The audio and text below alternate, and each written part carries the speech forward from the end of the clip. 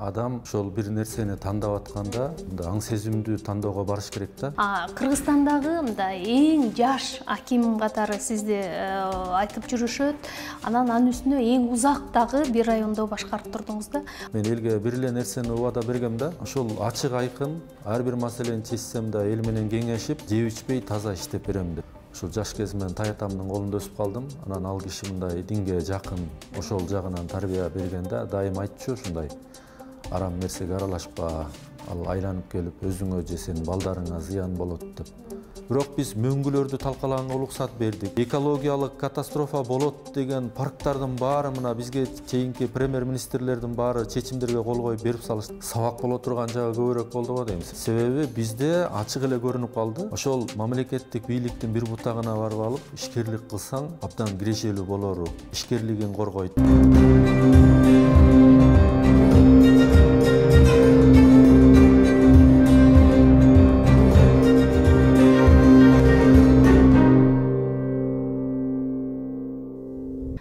Саламатсызбы, урматтуу YouTube каналымдын көрөрманы. Бүгүнкү менин маектешим Атамекен саясий партиясынын Ысык Көл облусу боюнча координатору Бакыт Рыспаев.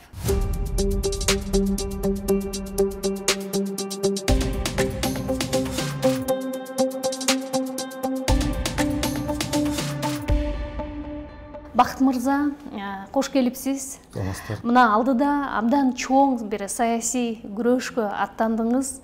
Анан азыр 40-тын кырына келип калып, ушул чоң саясий майданга аттанганыңыздан улам суроо жаралат да.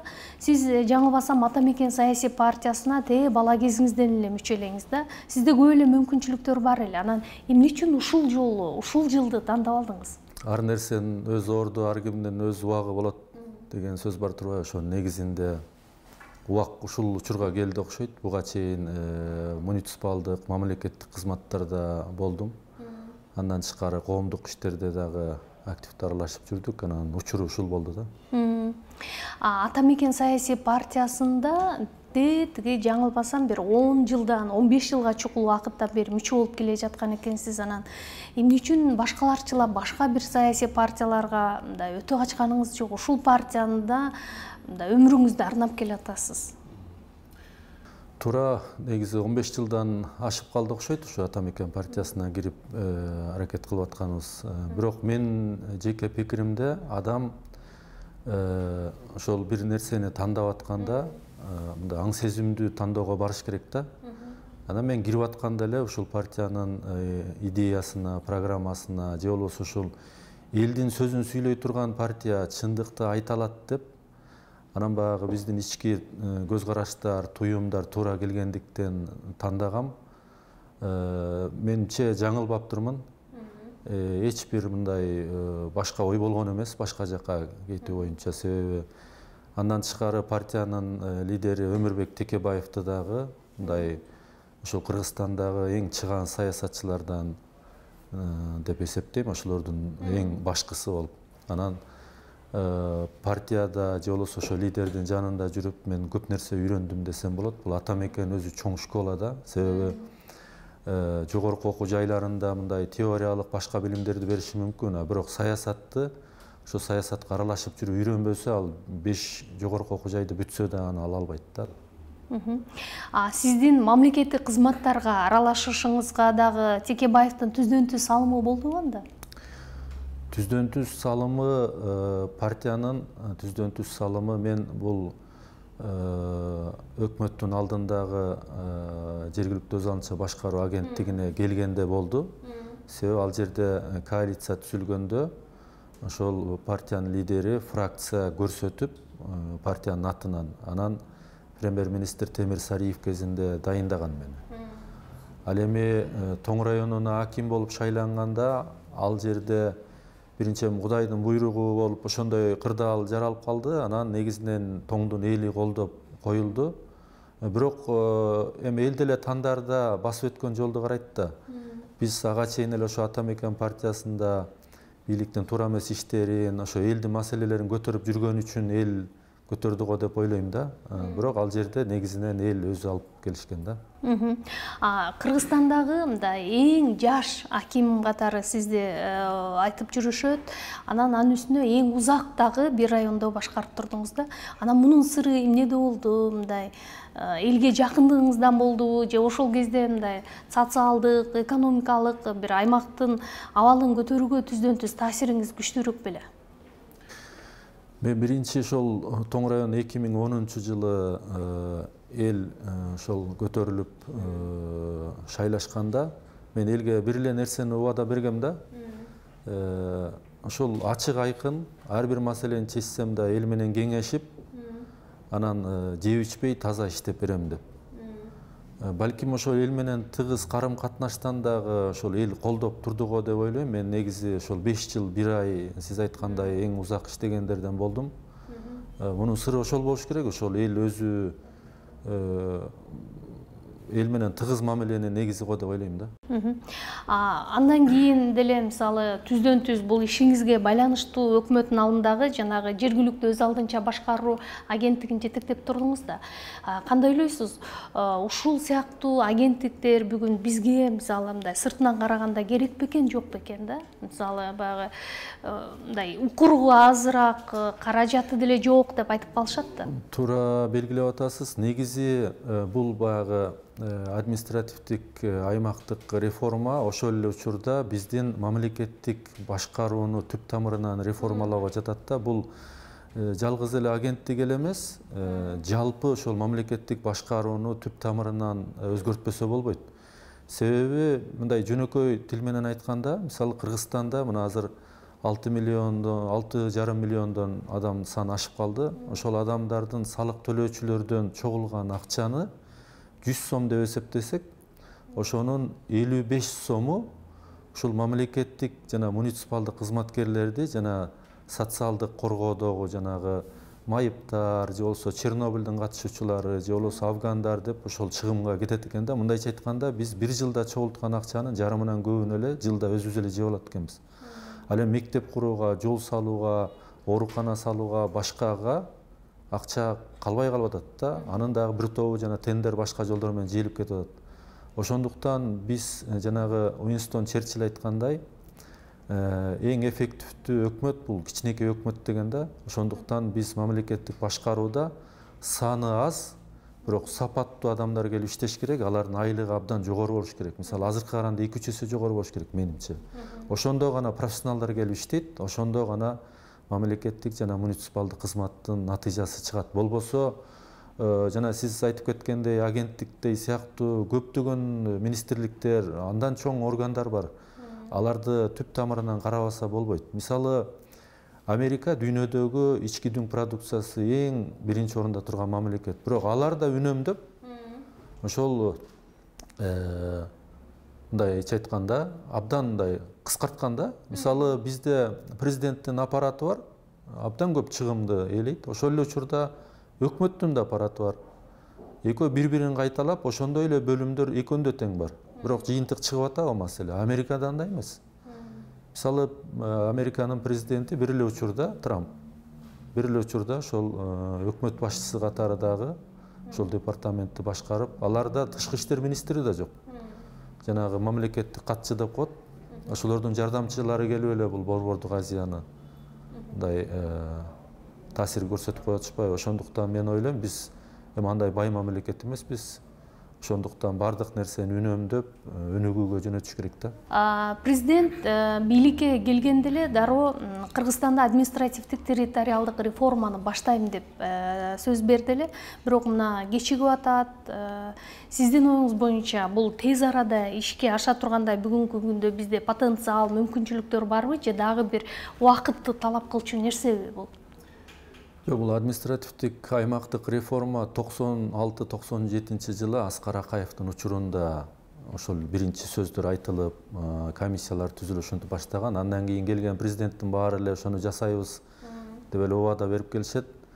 Бирок мына 3 жыл болду, аймактарды өнүктүрүү жылы деп жылда кайталанып атат. Бирок мен бул жакында ишке ашарына көзүм жетпейт. Себеби аны ишке ашыра турган адамдар керек да. Ошого жөндөмдүү адамдар керек. Биринчиден ошол жетекчилердин көзү жетиш керек. Мен андай адамдарды азыр көрө элекмин. Башкача айтканда анда өкмөт башчы мындай саясий эрки болуш керек экен да, Өкмөт башчы дагы андан чоңдорунун да көзү жетиш керек. Себеби бул реформа оңой иш эмес. Көп адамдар нааразы болушу мүмкүн. Башкача мындай элдердин мындай уюштуруп да чыгып коюшу мүмкүн. Ошондуктан бул нерсени чечерде, эгер адамдын көзү жеткен болсо, ошол тобокелчиликке барып, адамдарды ишендирип, себеби ал анын жыйынтыгын билет. А жыйынтыгын көрө албаган адам ал тобокелчиликке бара албайт. Жергиликтүү өз алдынча башкаруу системасы боюнча сизде Кыргызстандагы бирден бир адис катары айтып жүрүшөт да. Анан сурайын дегеним, коомчулукта багы реформа десе эле акимчилик, анан кийин губернаторлук институт бүгүн бизге керекпи, керек эмеспи деген маселе көтөрүлө калып жүрбөйбү? Ошондуктан жеке сизде кандай так бир позиция барбы бүгүн? Жок, биз позициябызды бир топ жылдан бери эле ачык айтып жүрөбүз. Кыргызстанда 40 район бар да. 40 райондун бирөөсүндө 15 000 адам жашайт, бирөөсүндө 450 000 адам жашайт. Эми экөөнү кантип салыштырса болот? Ошондуктан балким эң кичинекей район бир 150-200 кылып, бир Кыргызстанда 40 район эмес, бир 20-22 район калыш керек. Областтык түзүм болбош керек да. Алар түздөн түз премьер-министрге же болбосо ошол жогорку бийликке түздөн түз баш ийип, ошол кыскартуулардан түшкөн каражаттар ошол жерде иштегендердин айлыктарын жогорулатса, мисалы бүгүнкү күндө мамлекеттик кызматта же муниципалдык кызматта иштеген адистердин айлыктары 7, 8, 9, 10 миң сом тегерегинде эле. Андай айлыкка жакшы адам же болбосо кесипкөй адам келбейт да. Алардын баардыгы ошол жеке жактарга кетип атат, банктарга, эл аралык уюмдарга. Мындайча айтканда бизде же патриоттор иштейт, же болбосо ошол жерде эптеп айлыгы менен кармалып, бирок бир башка багыттагы каражат табам деген туура эмес ойдогу адамдар да болушу мүмкүн да. Ошондуктан түп тамырынан реформалабаса болбойт. Туура эмес ой демекчи, аким болуп 5 жыл иштедиңиз да, анан ошондо кокуй эми эртеңки күндө эле бар, эгер кызматтан кетип калсам кандай болот деген сыяктуу бир мындай кызыкчылыктарга, мындай же айрым бир тобокелчиликти атта өткөн учуруңуз болдубу? Көз кызарткан окуялар көп эле болот да, туурабы?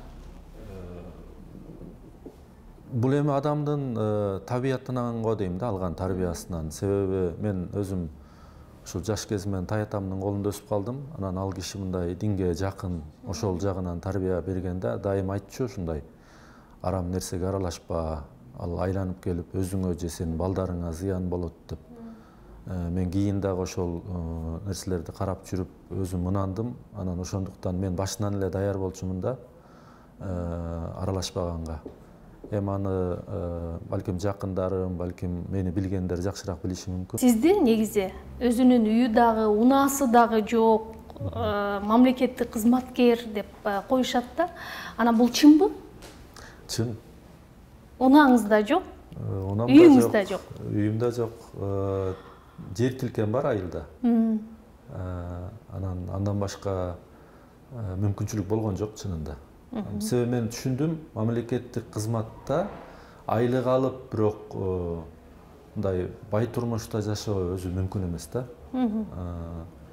Эгерде анын ишкерчилик кылбаса, же бир жерде жер иштетип бак тикпесе, же бир мал күтпөсө да, ошондуктан кантип анда мамлекеттик кызмат сизди кармап турду? Мындай жеке жашооңузду жакшылап алайын деген ой менен башка долбоорлорго, башка мисалы ишкерчиликке аралашайын деген ой келген жокпу? Жок, адам табиятынан жаралганда бир нерсеге шыгы болот да.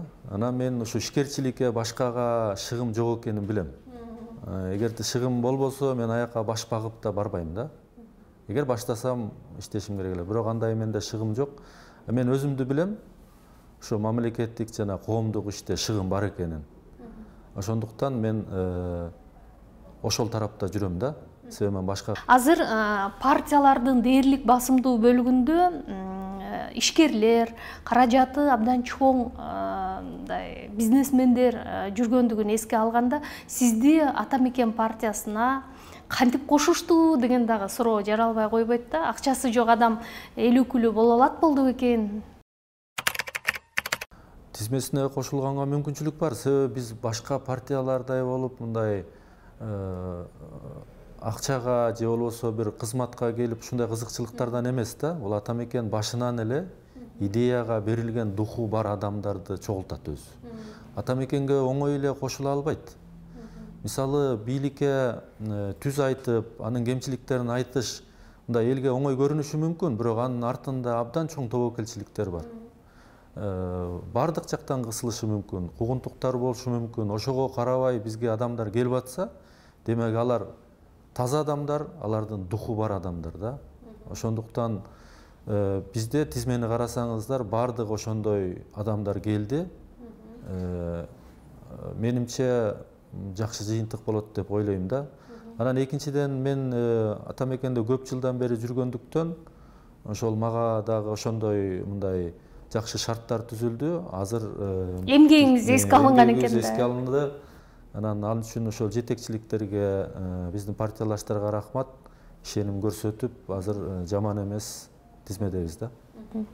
Бакыт мырза, айтыңызчы, мисалы Кыргызстанда 3-жылга аяк басты, өлкөбүздө багы аймактарды өнүктүрүүгө өзгөчө басым жасалып, анан жылга ушул атайын бир жыл жарыяланып атат.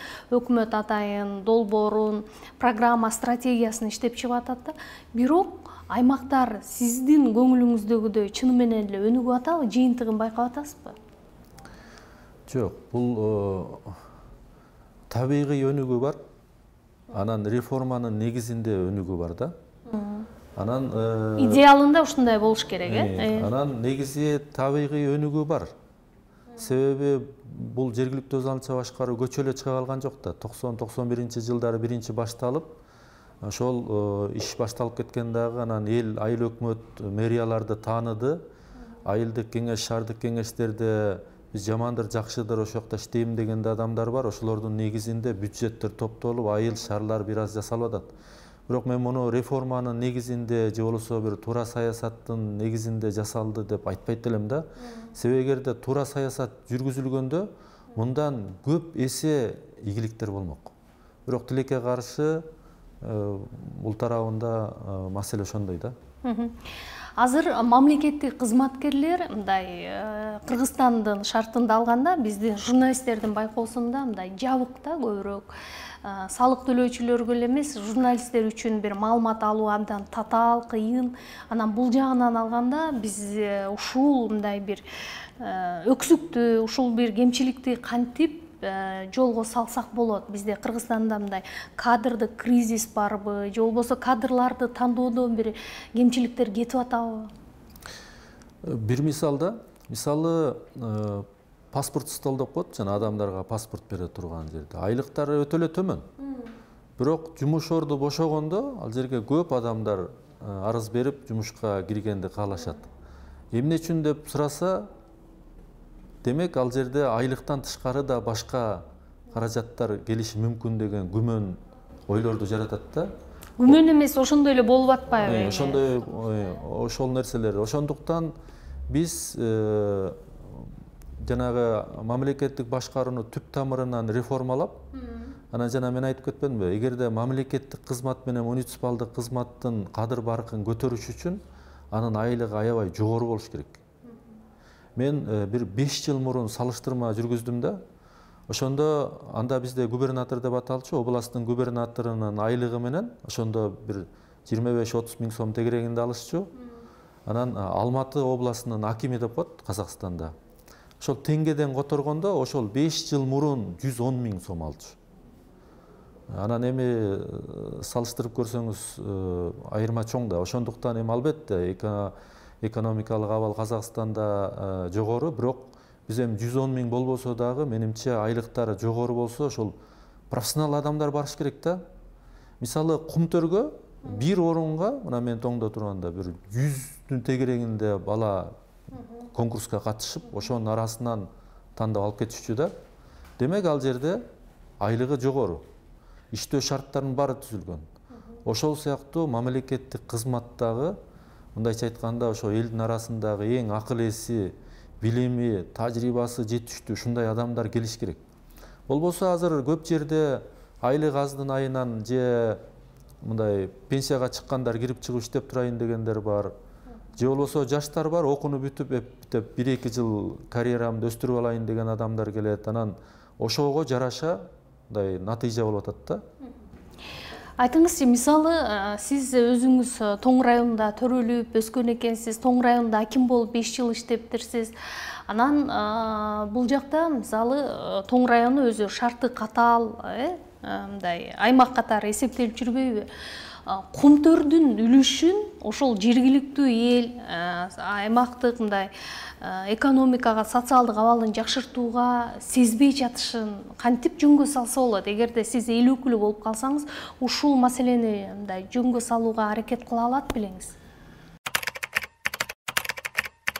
Кумтөр менен биринчи келишимдер түзүлгөндө негизи абдан туура эмес, мындай чыккынчылык келишимдер түзүлгөн да. Себеби ошол кезде өкмөт менен Кумтөрдүн келишиминде ошол биринчи жылдарыда ошол Акаевдин мезгилинде түзүлгөндө, андан кийинки келишимдер деле жакшы болгон жок.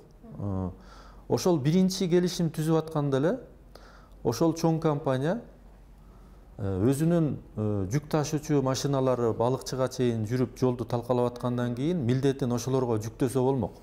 Бирок ошол кезде кандай болгонун билбейм.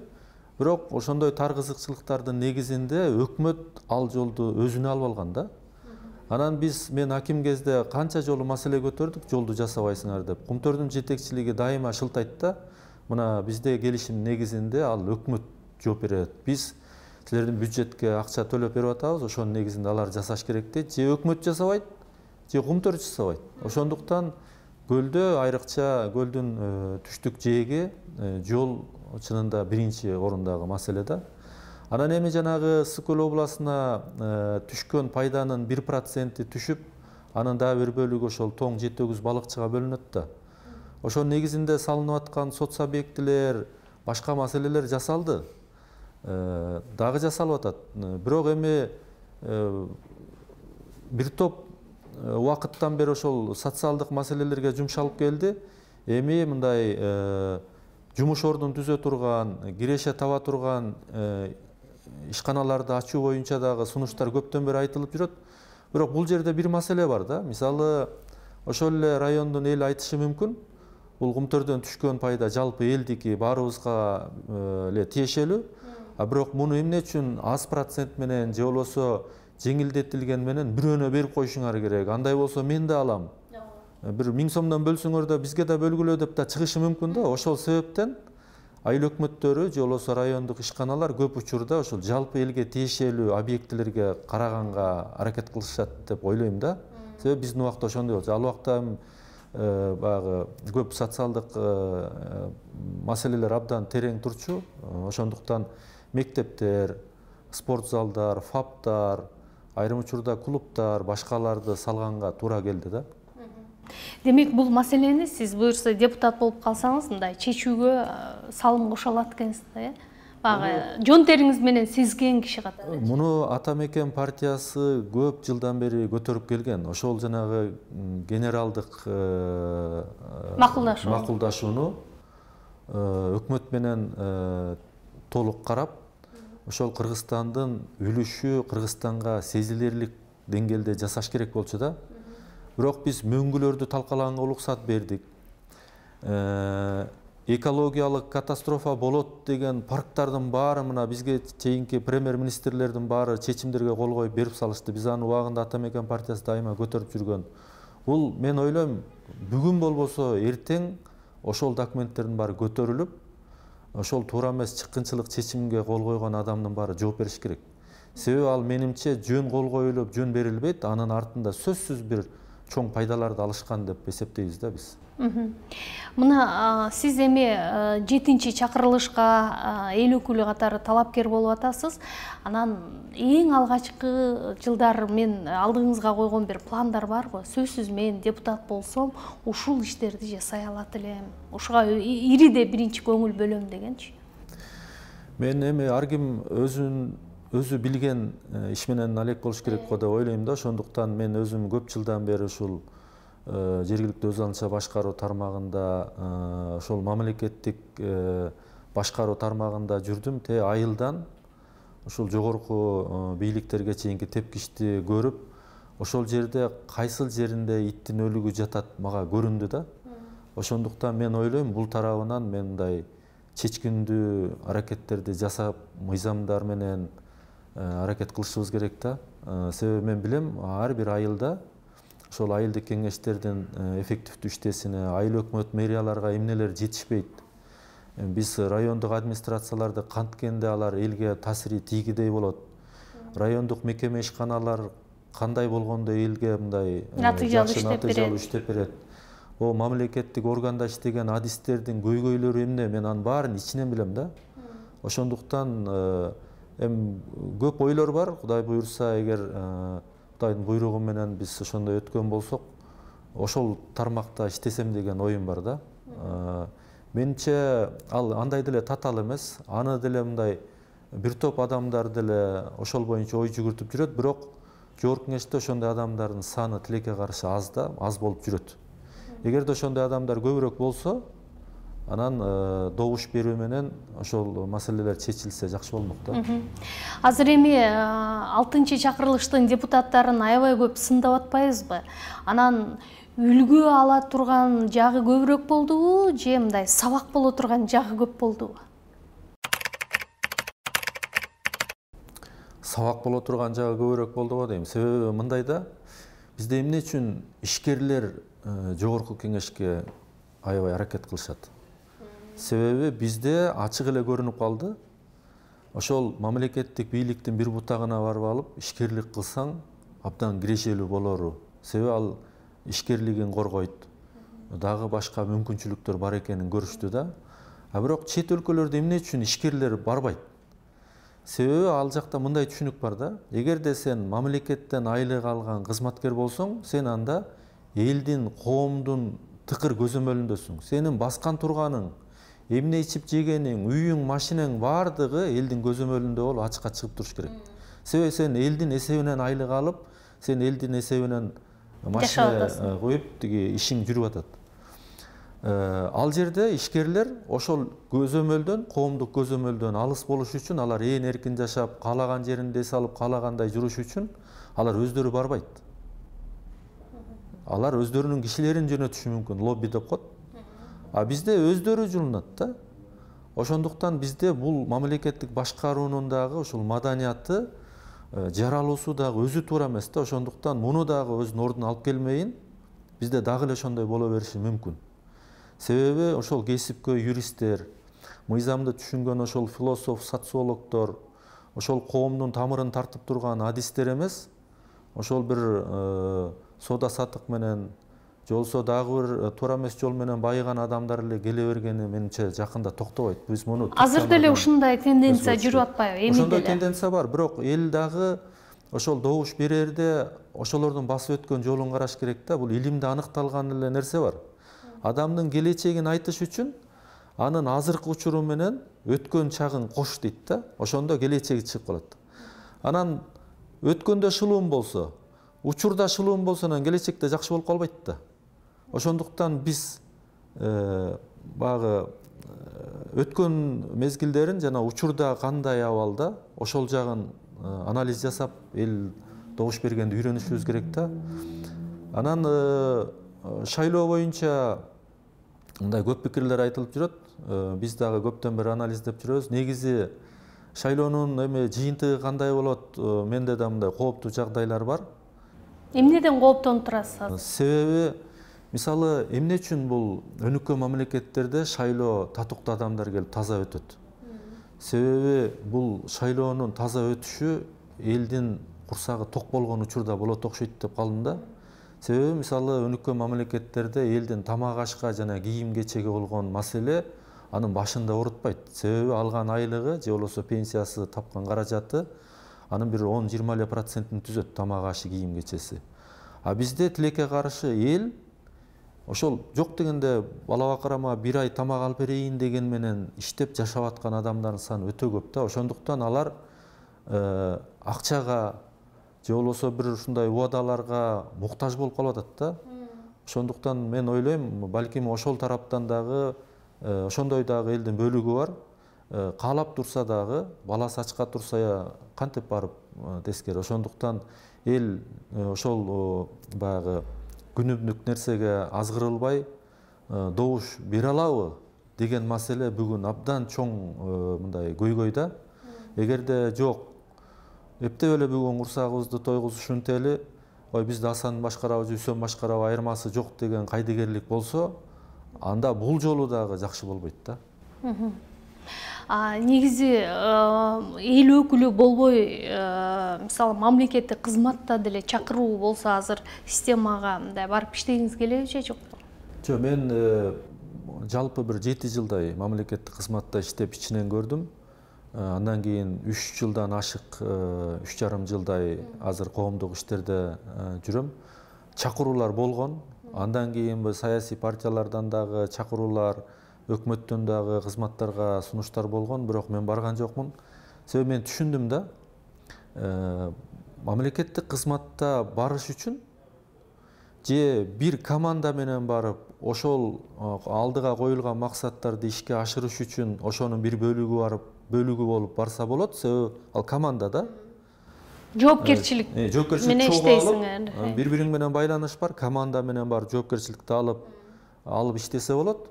Же болбосо сен чечүүчү кызматта болушуң керек да. Себеби сенин ойлогон ойлоруң ишке ашып туруш керек. Анан бир башка эле чөйрөгө барып алып эле ошонун бир буроосу болуш өзү менимче мага туура эмес да. Себеби ал жерде эч ишке ашпайт. Мен өкмөттө, аппаратта, кызматта жүргөн абдан мындай асыл ойлуу бир топ адамдарды билем.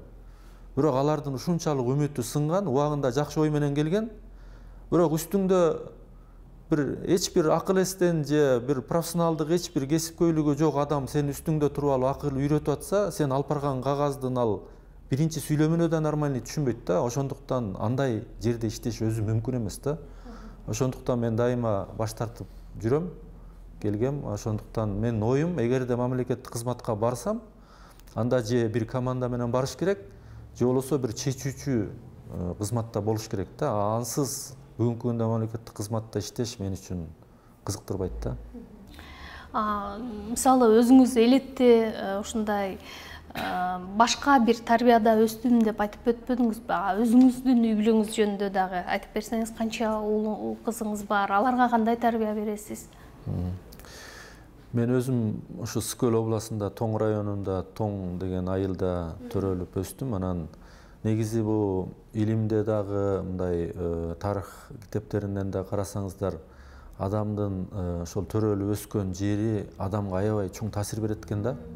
Ошондуктан менимче ошол көлдүн жээгинде, ошол биздин тоонун боору дегендей жайгашкан жер мындай мага абдан мындай бир таасир берди го деп ойлойм да. Анан мен ошол кичинекей кезимде ошол 6 айымдан Таята тайенемдин колунда өсүп калып, ал киши абдан билимдүү, ошол Харьковтан, Алматадан жогорку окуу жайды бүтүп, ошол кездеги кызматкерлердин бири болгон да.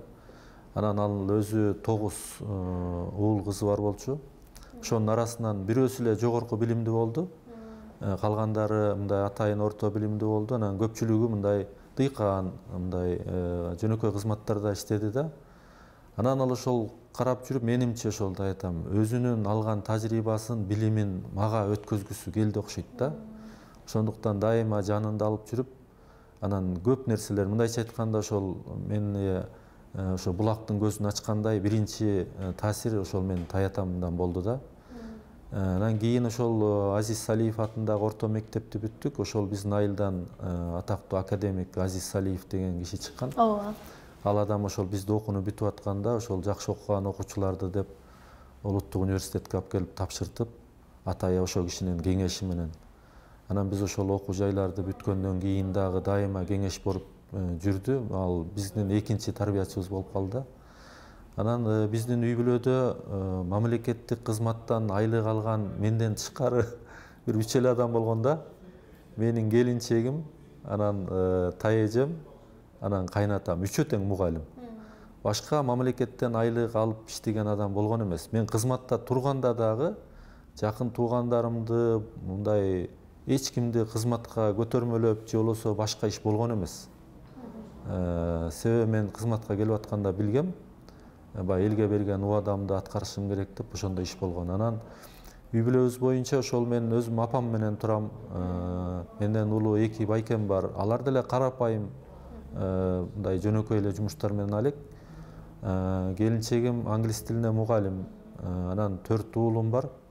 Алар мектепте окуйт.